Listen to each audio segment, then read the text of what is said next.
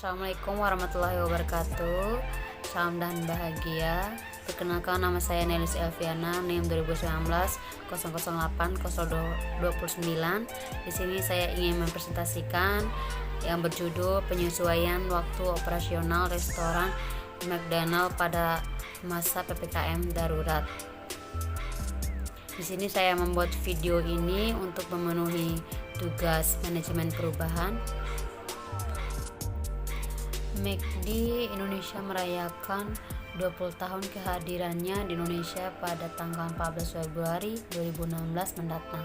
Restoran McD Indonesia pertama dibuka di Sarina pada tahun 1951 dan hingga kini telah mengalami perkembangan yang signifikan. McD pun menjadi salah satu restoran cepat saji yang sangat digemari masyarakat Indonesia. McD telah melayani masyarakat Indonesia selama 25 tahun dan menjadi brand yang dicintai oleh konsumen Indonesia.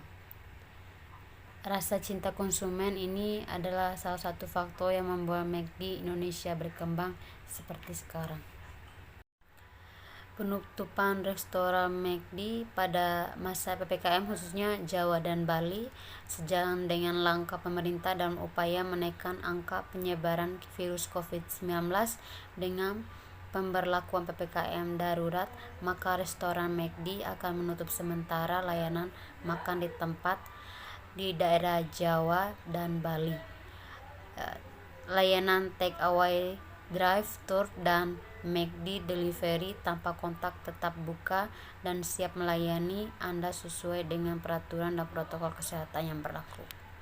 Strategi McD mempertahankan bisnis di kala pandemi COVID-19.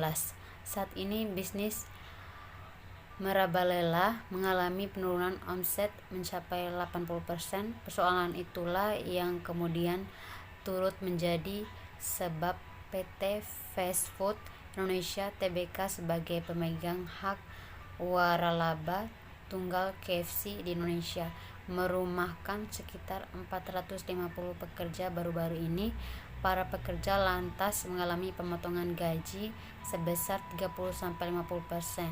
Menghadapi situasi yang sama sulitnya, McD mengaku saat ini tengah menerapkan strategi untuk mempertahankan bisnis, yaitu melalui perkembangan solusi digital menggandeng YouTube Indonesia untuk pemesanan yang terintegrasi untuk transaksi di kasir counter self ordering kiosk atau SOK dan drive-thru.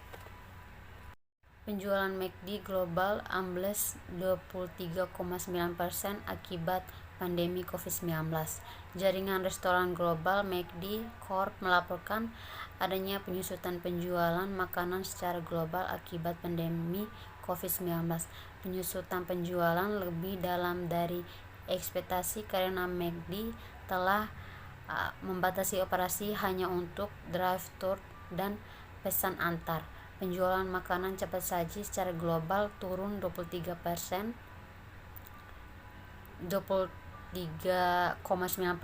pada kuartal 2 2020. Negara-negara besar seperti Inggris, Prancis, dan Amerika Latin banyak berkontribusi dalam penurunan. Pandemi COVID-19, transaksi non-tunai McD naik hingga 4 kali lipat.